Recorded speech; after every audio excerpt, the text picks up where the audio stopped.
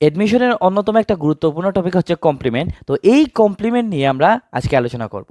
তো কমপ্লিমেন্ট কিন্তু অনেক ধরনের আছে, তার মধ্যে যে দুইটা বেশি ইম্পর্ট্যান্ট অর্থাৎ সাবজেক্টিভ কমপ্লিমেন্ট এবং অবজেক্টিভ কমপ্লিমেন্ট, এই দুইটা কমপ্লিমেন্ট সবচেয়ে বেশি ইম্পর্ট্যান্ট এবং এই দুইটা সম্পর্কে আমরা আজকে শিখব।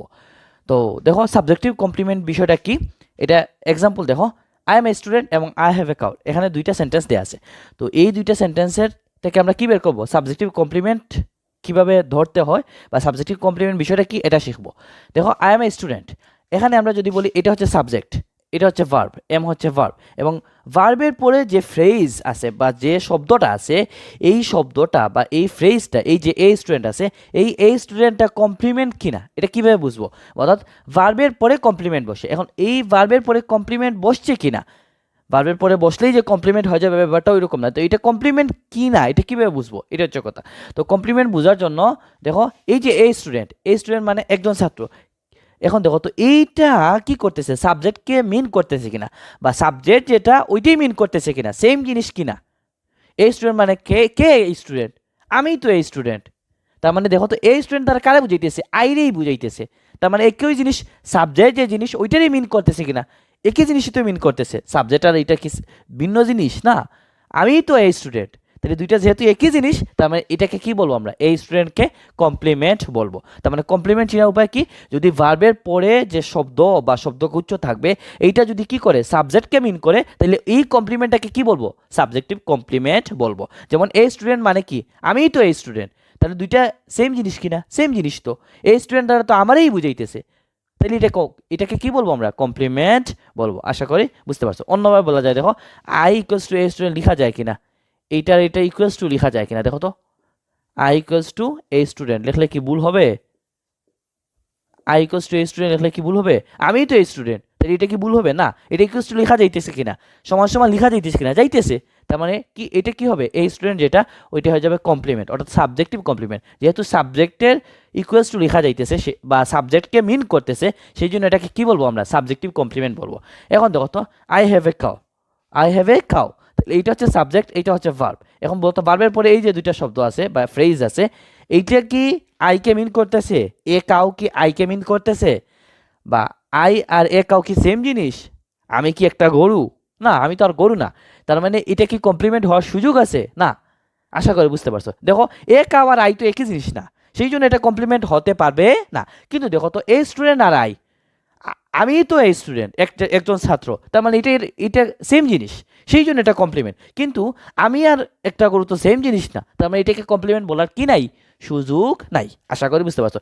তার মানে এইটাকে যেহেতু সাবজেক্ট, এইটা যেহেতু সাবজেক্টকে মিন করতেছে বা সাবজেক্টের ইকুয়ালস টু লেখা যাইতেছে, তার মানে এটাকে কি বলবো, সাবজেক্টিভ কমপ্লিমেন্ট বলবো। আর এইটা যেহেতু এই আই আর এইটা সেম জিনিস না বা একই জিনিস মিন করতেছে না বা সাবজেক্টকে বুঝাইতেছে না, সেহেতু এটাকে কমপ্লিমেন্ট বলার সুযোগ নাই, অর্থাৎ সাবজেক্টিভ কমপ্লিমেন্ট বলার সুযোগ নাই। আশা করি বুঝতে পারছো। তার মানে কমপ্লিমেন্ট কীভাবে বুঝতে পারি, যদি ইকুয়ালস টু লেখা যায়, যদি সেম জিনিস মিন করে। আশা করি বুঝতে পারছো। তাহলে যদি একই জিনিস মিন করে তবে কমপ্লিমেন্ট, যদি ইকুয়ালস টু লেখা যায় তবে কমপ্লিমেন্ট, যদি ইকুয়ালস টু লেখা না যায় তাহলে কমপ্লিমেন্ট হবে না। যেমন দেখো তো এখানে I equals to a cow লেখা যায় কিনা, I equals to a cow এটা লিখতে পারবা, আমি আর একটা গরু কি সেম জিনিস না। তাহলে যেহেতু সেম জিনিস না, তার মানে ইকুয়ালস টু লেখা যাইতেছে না, তার মানে এটা কমপ্লিমেন্ট হবে না, অর্থাৎ এ কাউ কি হতে পারবে না, কমপ্লিমেন্ট হতে পারবে না। তার মানে এই এ স্টুডেন্ট হচ্ছে কমপ্লিমেন্ট, কিন্তু এ কাউ হচ্ছে কমপ্লিমেন্ট না। তার মানে সাবজেক্টিভ কমপ্লিমেন্ট সম্পর্কে হালকা একটা ধারণা পাইছো। যদি সাবজেক্টকে মিন করে বা সাবজেক্টের ইকুয়ালস টু লেখা যায়, তাহলে ওটাকে কি বলবো আমরা, সাবজেক্টিভ কমপ্লিমেন্ট বলবো। তাইলে আমরা এখন সাবজেক্টিভ কমপ্লিমেন্টের আরও দুইটা এক্সাম্পল দেখবো। দেখো এখানে দুইটা সেন্টেন্স দেওয়া আছে, I look at her, she looks beautiful, দুইটা সেন্টেন্স দেওয়া আছে। তাইলে কি বলছি আমি, ভার্বের পরে যে অংশটা আছে বা যে ফ্রেজটা আছে বা যে শব্দটা আছে, এই যেমন এট হার আছে, এইটা যদি এই সাবজেক্টকে মিন করে তখন এটা হবে সাবজেক্টিভ কমপ্লিমেন্ট। তার মানে কি এইটা আর এটা কি সেম জিনিস, এট হার আর আই কি সেম জিনিস, দুইটা কি ইকুয়ালস টু লেখা যাবে না, যাবে না তো। I are at her same কিভাবে হয়, হয় না তো। I are at her equals to লেখা যায় না, ব্যাপারটা তো মিলতেছে না, এট হার দ্বারা তো আইকে বুঝাইতেছে না। তার মানে এটা কি কমপ্লিমেন্ট বলার সুযোগ আছে না। তার মানে সাবজেক্টকে মিন করতেছে না বা সাবজেক্টের রিকোয়েস্ট টু লেখা যাইতেছে না, তার মানে এটাকে সাবজেক্টিভ কমপ্লিমেন্ট বলার সুযোগ নাই।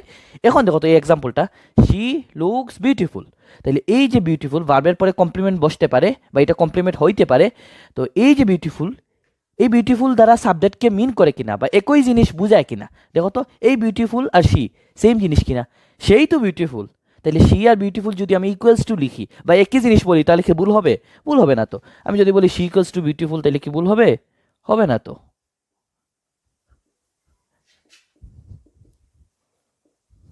শি ইকুয়ালস টু বিউটিফুল লিখলে কি ভুল হবে? সেই তো বিউটিফুল, তাহলে শি ইকুয়ালস টু বিউটিফুল লিখলে ভুল হবে না। তার মানে এটাকে কি বলা যাবে? এই যে বিউটিফুল শব্দটা এটাকে কি বলা যাবে এখন? কমপ্লিমেন্ট বা সাবজেক্টিভ কমপ্লিমেন্ট বলা যাবে, কারণ এইটা কি করতেছে? সাবজেক্টকে মিন করতেছে বা সাবজেক্টের ইকুয়ালস টু লেখা যাইতেছে, সেই জন্য এই বিউটিফুল শব্দটাকে আমরা কি বলবো? সাবজেক্টিভ কমপ্লিমেন্ট বলবো। যেহেতু সাবজেক্টকে মিন করতেছে বা সাবজেক্টের ইকুয়ালস টু লেখা যাইতেছে, সেই জন্য এটাকে কি বলবো আমরা? এই বিউটিফুল ওয়ার্ডটাকে সাবজেক্টিভ কমপ্লিমেন্ট বলবো। তাহলে দেখো দুইটাই কিন্তু লুক, এটাও লুক এইটাও লুক, সেম ভার্ব, কিন্তু ভার্বের পরে কি আছে? এখানে কমপ্লিমেন্ট নাই আর এখানে কমপ্লিমেন্ট আছে। বুঝতে পারছো? তার মানে যে এই ভার্বের পরে কমপ্লিমেন্ট বসে ব্যাপারটা ওই রকম মানে বলা যাবে না, এটা সেন্টেন্সের উপর নির্ভর করে। তাইলে এট হার দ্বারা তো আই হয় না, দুইটা তো ইকুয়ালস টু লেখা যায় না। তার মানে কি হতে পারবে না? এটা কমপ্লিমেন্ট হওয়ার সুযোগ নাই, মানে এটা সাবজেক্টিভ কমপ্লিমেন্ট হবে না। কিন্তু এই বিউটিফুল দ্বারা কেই বুঝাইছে, তাহলে সে যেহেতু বিউটিফুল তার মানে শি ইকুয়ালস টু বিউটিফুল লেখা যায়। যেহেতু লেখা যায় তার মানে এই বিউটিফুলটা হয়ে যাবে কি? সাবজেক্টের ইকুয়ালস টু লেখা যাইতেছে, তার মানে এটা হবে সাবজেক্টিভ কমপ্লিমেন্ট। তার মানে আশা করি সাবজেক্টিভ কমপ্লিমেন্ট সম্পর্কে একটা ধারণা পাইছো। যখন সাবজেক্টের ইকুয়ালস টু লেখা যায় বা সাবজেক্টকে মিন করে বা সাবজেক্ট যে জিনিস মিন করতেছে ওইটা সেম জিনিস মিন করে, তখন ওইটা কি হয়ে যাবে? ওইটা হবে সাবজেক্টিভ কমপ্লিমেন্ট। তাহলে আমরা সাবজেক্টিভ কমপ্লিমেন্টের আরও দুইটা এক্সাম্পল দেখতে পারি। দেখো, দ্য স্যুপ টেস্টস ডেলিশিয়াস। আরেকটা কি? I feel happy. দেখো এই যে ভার্ব আছে, ভার্বের পরে কি বসতে পারে? এটা হচ্ছে সাবজেক্টিভ কমপ্লিমেন্ট হইতে পারে। ভার্বের পরে কি হইতে পারে? সাবজেক্টিভ কমপ্লিমেন্ট বসতে পারে। এখন দেখো কমপ্লিমেন্ট হবে কিনা কিভাবে বুঝতে পারি? এই যে ডেলিশাস, ডেলিশাস মানে কি? সুস্বাদু। কি সুস্বাদু? ওই স্যুপটা সুস্বাদু। তার মানে দেখো তো এই যে ডেলিশাস শব্দটা এটা কি করতেছে? ওই দা স্যুপকেই মিন করতেছে। দা স্যুপ যে কথা, ডেলিশাস একই কথা, কারণ এই স্যুপটাই তো ডেলিশাস। তার মানে দুইটা ইকুয়ালস টু লেখা যাবে কিনা? যাবে তো, কারণ এই স্যুপটাই তো কিন্তু ডেলিশাস, এই স্যুপটাই কিন্তু সুস্বাদু। তো তার মানে দুইটা ইকুয়ালস টু লেখা যাবে যাবে বা এই ডেলিশাস দ্বারা এই স্যুপকেই বুঝাইতেছে, সাবজেক্টকেই মিন করতেছে। তার মানে এটাকে কি বলবো আমরা? সাবজেক্টিভ কমপ্লিমেন্ট বলবো। এই যে ডেলিশাস শব্দটা এটা কি? Subjective complement.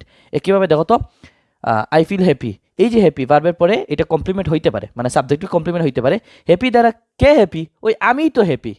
তার মানে এই হ্যাপি আর আই একই জিনিসই বা ইকুয়ালস টু লেখা যায়, কারণ আমি তো হ্যাপি, তাইলে আই ইকুয়ালস টু হ্যাপি লিখলে কি ভুল হবে? না তো, ভুল হবে না। আই ইকুয়ালস টু হ্যাপি লেখা যায় না? যায় তো। তার মানে যেহেতু লেখা যায় তার মানে এই যে হ্যাপি এটা কি হয়ে যাবে? সাবজেক্টিভ কমপ্লিমেন্ট হয়ে যাবে, কারণ এই সাবজেক্টকেই মিন করতেছে বা সাবজেক্টের ইকুয়ালস টু লেখা যাইতেছে, সেই জন্য এই হ্যাপিটা কি হয়ে যাবে? Subjective complement. তো আশা করি সাবজেক্টিভ কমপ্লিমেন্টে তোমাদের আর কোনো সমস্যা নাই। তো এখন আমরা কি করব? অবজেক্টিভ কমপ্লিমেন্ট সম্পর্কে জানবো। এখন আমরা অবজেক্টিভ কমপ্লিমেন্ট সম্পর্কে জানবো। তো দেখো এখানে দুইটা সেন্টেন্স দেওয়া আছে, উই সিলেক্টেড হিম ক্যাপ্টেন এবং উই সিলেক্টেড হিম ইয়েস্টারডে, প্রায় সেম সেন্টেন্স দুইটা। একটাতে আছে ক্যাপ্টেন, একটা আছে ইয়েস্টারডে, আর বাকি সবগুলা ওয়ার্ডই কিন্তু সেম। তো দেখো ভার্বের পরে এখন আমরা কি সম্পর্কে জানবো? অবজেক্টিভ কমপ্লিমেন্ট সম্পর্কে জানবো। তো অবজেক্টিভ কমপ্লিমেন্ট সম্পর্কে জানতে গেলে আগে অবজেক্ট আইডেন্টিফাই করতে হবে। তাহলে ভার্বের পরে কি বসতে পারে? অবজেক্ট বসতে পারে। এই যে হিম, এটা কি অবজেক্ট কিনা? হিম কিন্তু অবজেক্ট, কারণ উই সিলেক্টেড হিম। তাইলে আমরা কাকে সিলেক্ট করেছিলাম? ওই তাকে সিলেক্ট করেছিলাম। মনে রাখবা ভার্বকে কাকে দ্বারা প্রশ্ন করে যে উত্তর পাওয়া যায় ওইটা অবজেক্ট হয়। তাছাড়া এই হিমটা কিন্তু অবজেক্টিভ ফর্ম, যেহেতু অবজেক্ট বলেই এখানে কিন্তু অবজেক্টিভ ফর্ম ইউজ হয়েছে, তার মানে এটা হচ্ছে অবজেক্ট। আচ্ছা, তো আমরা কি শিখছিলাম? সাবজেক্ট কমপ্লিমেন্ট কখন বলতাম? যখন ওই কমপ্লিমেন্ট যেটা বলতাম ওইটাকে সাবজেক্টের রিকোয়েস্ট টু লেখা যাইতো, তখন সাবজেক্টিভ কমপ্লিমেন্ট বলতাম। একইভাবে যদি অবজেক্টের রিকোয়েস্ট টু লেখা যায় বা অবজেক্টকে মিন করে, তখন ওইটাকে অবজেক্টিভ কমপ্লিমেন্ট আমরা বলতে পারবো।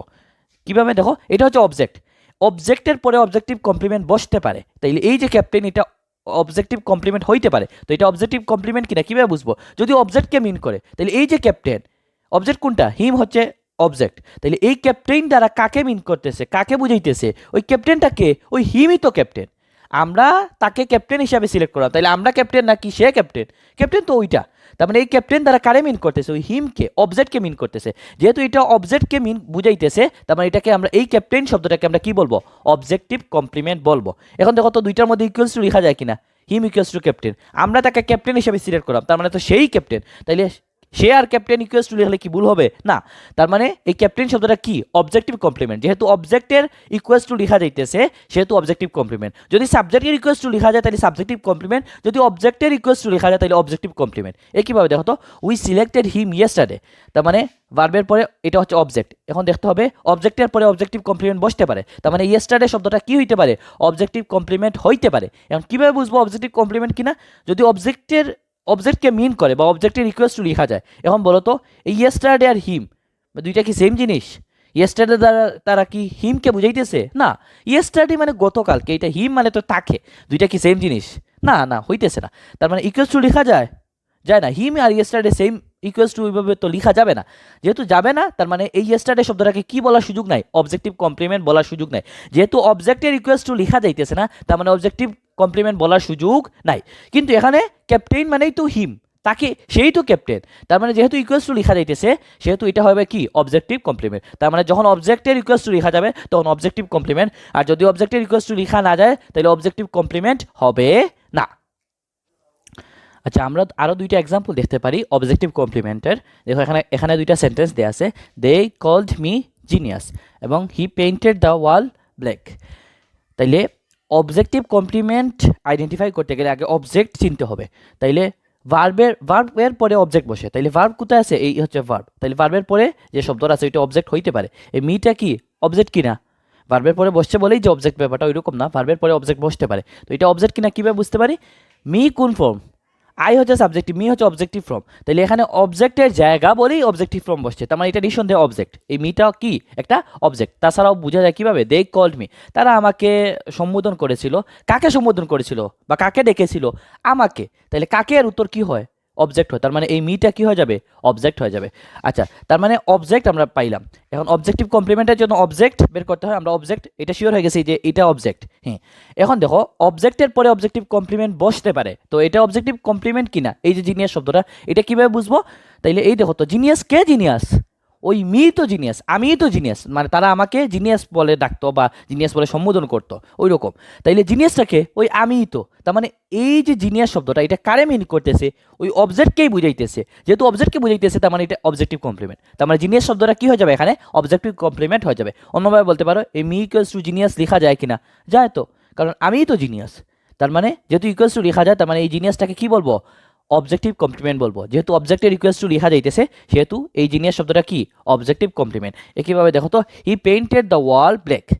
তাইলে এটা হচ্ছে ভার্ব, পেইন্ট থেকে পেইন্টেড, তার মানে এটা হচ্ছে ভার্ব। হ্যাঁ, তার মানে পেইন্ট মানে অঙ্কন করা, ওই রকমই তো। তাইলে হি পেইন্টেড দ্য ওয়াল, সে কি পেইন্ট করেছিল? এই ওয়ালটা পেইন্ট করেছিল। তাহলে কি এর উত্তরেও কিন্তু কি হয়? অবজেক্ট হয়। এটা কীভাবে মনে রাখবা যে অবজেক্ট কীভাবে চিনতে পারি?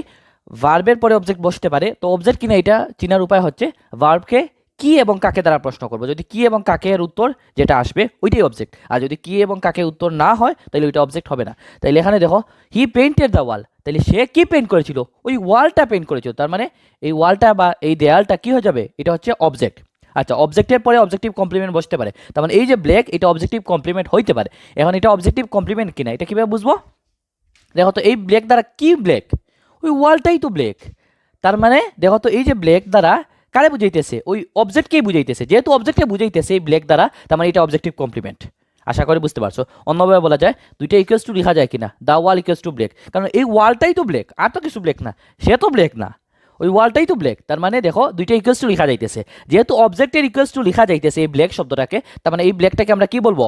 অবজেক্টিভ কমপ্লিমেন্ট বলবো। আশা করি বুঝতে পারছো। তার মানে আশা করি তোমাদের সাবজেক্টিভ এবং অবজেক্টিভ কমপ্লিমেন্ট সম্পর্কে তোমরা ক্লিয়ারলি বুঝতে পারছো। যদি কোনো প্রশ্ন থাকে তাইলে কমেন্ট সেকশনে বলবা, আশা করি আনসার দেওয়ার চেষ্টা করবো। এই পর্যন্ত ভালো থেকো। আসসালামু আলাইকুম।